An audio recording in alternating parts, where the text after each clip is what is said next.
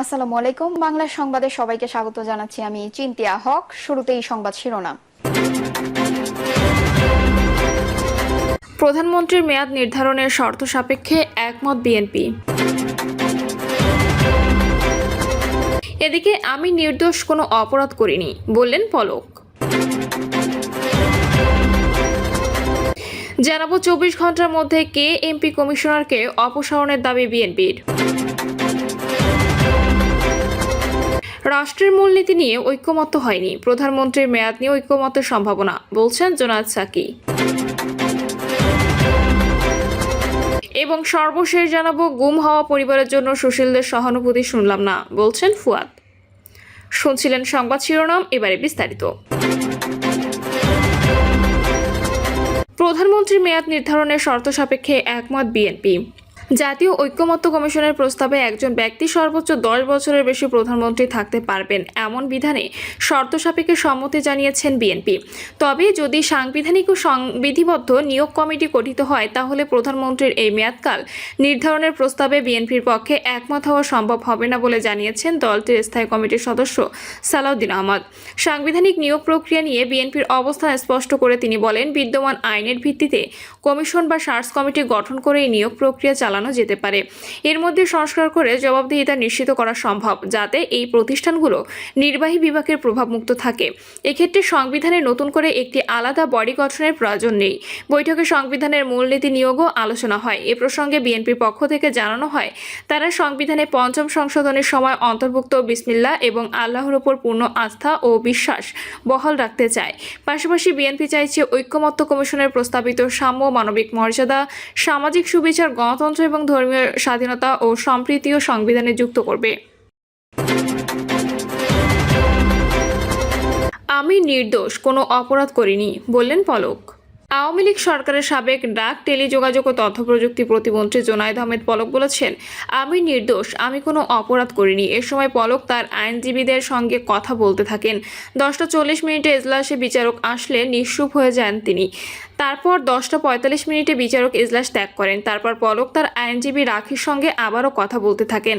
তার আইনজীবীকে বলতে শোনা যায় তিনি কোমরে প্রচণ্ড ব্যথা অনুভব করছেন, ফলে তিনি কোমরের ব্যাক পেইন নিরাময়ের জন্য বেল্ট ব্যবহার করছেন। এ সময় আইনজীবী রাখি পলককে কোমরের বেল্টের বিষয়ে জিজ্ঞাসা করলে পলক বলেন, দীর্ঘদিন ধরে কোমরে ব্যথা, ব্যাক পেইন বেড়েছে। পলক তার আইনজীবীকে আরও বলেন, আপাতত কিছু এক্সারসাইজ করছি, সঙ্গে ব্যাক পেইনের ঔষধ খাচ্ছি, কিন্তু এর জন্য নির্দিষ্ট থেরাপি প্রয়োজন, থেরাপির সুযোগ পাচ্ছি না। পলকের আইনজীবী রাখি বলেন, উনি ব্যাক পেইনে ভুগছেন, যথাযথ চিকিৎসা পাচ্ছেন না। উনি জানিয়েছেন ব্যাক পেইনের জন্য থেরাপি প্রয়োজন।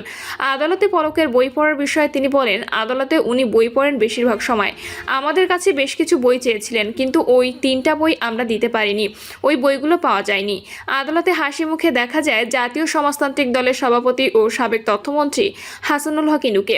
তবে এদিন সাংবাদিকদের প্রশ্নে কোনো জবাব দেননি তিনি। এদিন সকালে মাথায় হেলমেট ও বুকে বুলেট প্রুফ জ্যাকেট পরিয়ে কড়া নিরাপত্তায় ইনুকে আদালতের এজলাস থেকে হাজতখানার দিকে নিয়ে যাওয়া হয়। এ সময় হাস্যোজ্জ্বল চেহারায় দেখা যায় তাকে। তখন পাশ থেকে কিছু লোক চিৎকার করে বলে ওঠেন, হাসো, শরম নাই, দেশের সম্পদ লুটপাট করেছে এরপরও হাসে, লজ্জা শরম নাই, ওদের বাঁচাই রাখা উচিত না। এসব কথা শুনেও মুচকি হাসতে থাকেন হাসানুল হক ইনু। পরে ধীরে ধীরে তাকে হাজতখানার দিকে নিয়ে যায় পুলিশ। জুলাই অভ্যুত্থান কেন্দ্রিক বিভিন্ন মামলায় জাতীয় সমাজতান্ত্রিক দলের সভাপতি ও সাবেক তথ্যমন্ত্রী হাসানুল হক ইনু, সাবেক শিল্প প্রতিমন্ত্রী জামাল আহমেদ মজুমদার সহ 4 জনকে গ্রেপ্তার দেখানো হয়েছে। এই দিন সকালে ঢাকার মেট্রোপলিটন ম্যাজিস্ট্রেট দিলরুবা আফরোজ তিথি তাদের গ্রেপ্তার দেখানোর আবেদন মঞ্জুর করেন। গ্রেপ্তার দেখানো অপর আসামিরা হলেন সাবেক আইসিটি প্রতিমন্ত্রী জোনায়েদ আহমেদ পলক এবং ডিএমপির সাবেক উপ পুলিশ কমিশনার মোহাম্মদ শহীদুল্লাহ। পশ্চিম রামপুরায় রমজান মিয়া নামে এক ব্যক্তি নিহতের মামলায় হাসানুল হক ইনু ও পলককে, মিরপুরে 9ম শ্রেণীর শিক্ষার্থী শাহরিয়ার হাসান আলভি হত্যা মামলায় কামাল আহমেদ মজুমদার এবং ভাটারা থানার শামীম মিয়া নামে এক ব্যক্তিকে হত্যা চেষ্টা মামলায় শহীদুল্লাহকে গ্রেপ্তার দেখানো হয়। এর আগে মামলা তদন্ত কর্মকর্তারা তাদের গ্রেপ্তার দেখানোর আবেদন করেন। আদালত আসামিদের উপস্থিতিতে গ্রেপ্তার দেখানোর বিষয়ে শুনানির দিন ধার্য করেন। শুনানি শেষে আদালত তাদের গ্রেপ্তার দেখানোর আবেদন মঞ্জুর করেন। রাষ্ট্রপক্ষের আইনজীবী ঢাকা মহানগর পাবলিক প্রসিকিউটর ওমর ফারুকি এসব তথ্য জানান। রমজান মিয়া হত্যা মামলার এজাহার থেকে জানা গেছে, জুলাই আন্দোলন চলাকালে গত 19 জুলাই পশ্চিম রামপুরা ওয়াবদার রোড এলাকায় আন্দোলনে অংশ নেন রমজান মিয়া। এদিন সকাল 10টায় আসামিদের ছোড়া গুলিতে আহত হলে হাসপাতালে নেয়ার পথে মৃত্যুবরণ করেন। এই ঘটনায় গত 26 মে হাতিরঝিল থানায় মামলা করা হয়। আলভী হত্যা মামলার বিবরণী থেকে জানা গেছে, জুলাই আন্দোলন চলাকালে গত 4 আগস্ট মিরপুর 10-এর আন্দোলন অংশ নেয় নবম শ্রেণীর শিক্ষার্থী শাহরিয়ার হাসান আলভী। বিকেল 4টায় গুলি এসে আলভীর বুকে লাগে। রক্তাক্ত অবস্থায় হসপিটালে নেওয়ার কিছুক্ষণ পরে মারা যায় আলভী। শামীম মিয়া হত্যা চেষ্টা মামলার বিবরণী থেকে জানা গেছে, জুলাই আন্দোলন চলাকালে গত বছরের 19 জুলাই ভুক্তভোগী মোহাম্মদ শামীম মিয়া রাজধানীর ভাটারা এলাকা থেকে মিছিল নিয়ে শাহবাগের দিকে যাচ্ছিলেন। এ সময় দুপুর 12:30টার দিকে পুলিশ ও আওয়ামী লীগ নেতাকর্মীদের হামলায় গুলিবিদ্ধ হয়ে গুরুতর আহত হন তিনি। তার শরীরে 4টি গুলি লাগে। পরে চিকিৎসা নিয়ে সুস্থ হন তিনি। এ ঘটনায় গত 22 জানুয়ারি ভুক্তভোগী নিজেই বাদী হয়ে রাজধানীর ভাটারা থানায় মামলা করেন। 24 ঘন্টার মধ্যে কেএমপি কমিশনারকে অপসারণের দাবি বিএনপির।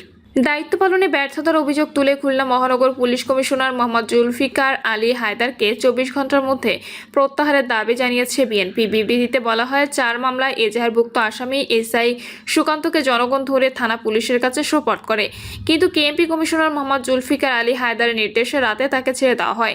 এই ঘটনায় গভীর উদ্বেগ, ক্ষোভ ও নিন্দা জানিয়েছে দলটি। তিনি পতিত সরকারের পক্ষে অবলম্বন করেছেন। আগামী 24 ঘন্টার মধ্যে খুলনা মেট্রোপলিটন পুলিশের কমিশনার মোহাম্মদ জুলফিকার আলী হায়দারকে প্রত্যাহারের দাবি জানাননি তারা। একই সঙ্গে এসআই সুকান্তকে ছেড়ে দেওয়ার ঘটনায় পুলিশ কমিশনারের সঙ্গে অন্য কেউ জড়িত থাকলে তাকেও প্রত্যাহারের দাবি জানানো হয়েছে এবং বিভাগীয় ব্যবস্থা গ্রহণের জন্য সংশ্লিষ্টদের প্রতি আহ্বান জানান বিএনপি নেতারা। বিবৃতিতে নেতারা আরও বলেন, 36 জুলাই পরবর্তী সময়ে Khulna metropolitan police commissioner Khulna চিহ্নিত ডেভিলদের গ্রেপ্তারে চরম ব্যর্থতার পরিচয় দিয়েছেন।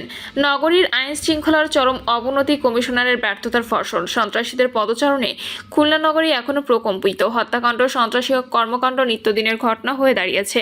বিএনপি নেতারা বলেন, বিভাগীয় শহর খুলনার আইন শৃঙ্খলা রক্ষা এ ধরনের ব্যর্থ কর্মকর্তা দিয়ে মোটেই সম্ভব নয়। এসআই সুকান্তর বিরুদ্ধে জুলাই আগস্ট ছাত্র জনতার অভ্যুত্থানমুখী আন্দোলনে হামলার শত শত অভিযোগ রয়েছে। হামলা মামলার আসামি সুকান্তকে ছেড়ে দেওয়া আইনের অপব্যবহার এবং পুলিশের পক্ষপাতমূলক আচরণের প্রমাণ বহন করে। বিএনপি নেতারা আগামী 24 ঘন্টার মধ্যে কেএমপির কমিশনারকে অপসারণ করা না হলে খুলনাবাসীকে সঙ্গে নিয়ে রাজপথে নামার হুঁশিয়ারি দেন। রাষ্ট্রের মূলনীতি নিয়ে ঐক্যমত্য হয়নি, প্রধানমন্ত্রীর মেয়াদ নিয়ে ঐক্যমত্যের সম্ভাবনা, বলছেন জোনায়েদ সাকি। জাতীয় ঐক্যমত্য কমিশনের সঙ্গে দ্বিতীয় দফায় 6ষ্ঠ দিনের মতো রাজনৈতিক দলগুলোর বৈঠক চলছে। মধ্যাহ্ন বিরতির আগ পর্যন্ত বৈঠকে রাষ্ট্রের মূলনীতি নিয়ে রাজনৈতিক দলগুলোর মধ্যে ঐক্যমত্য হয়নি। তবে প্রধানমন্ত্রীর মেয়াদ নিয়ে ঐক্যমত্যের সম্ভাবনা তৈরি হয়েছে। আজ দুপুরে এই বৈঠকের বিরতিতে সাংবাদিকদের এই কথা জানান বৈঠকে অংশগ্রহণকারী গণসংহতি আন্দোলনের প্রধান সমন্বয়কারী জোনায়েদ সাকি। জোনায়েদ সাকি বলেন, রাষ্ট্রের মূলনীতি নিয়ে এখন ঐক্যমত্য হয়নি। এ বিষয়ে নতুন একটি প্রস্তাবের কথা উল্লেখ করে তিনি বলেন, সংবিধানের মূলনীতি কি অবশ্যই উল্লেখ থাকতে হবে সে বিষয়ে আলোচনা হয়েছে। সাম্য, মানবিক মর্যাদা, সুবিচার, গণতন্ত্র এবং ধর্মীয় স্বাধীনতা, সম্প্রীতি ও পক্ষপাতিহীনতা, এই 5 বিষয়ে সমর্থন করেছেন তারা। জোনায়েদ সাকি বলেন, ভবিষ্যতে অন্তত এই 5 বিষয় সংবিধানে থাকতে হবে, এই রকম একটি ঐক্যমত্যে পৌঁছানোর বিষয়ে তিনি আশাবাদী। বৈঠকে একজন ব্যক্তি কয় মেয়াদে প্রধানমন্ত্রী থাকবেন তা নিয়ে আলোচনা শুরু হয়েছে বলে জানান জোনায়েদ সাকি। তিনি বলেন, একজন প্রধানমন্ত্রী কত বছর দায়িত্ব পালন করতে পারবেন সে বিষয়ে একটা প্রস্তাব ছিল 10 বছরের।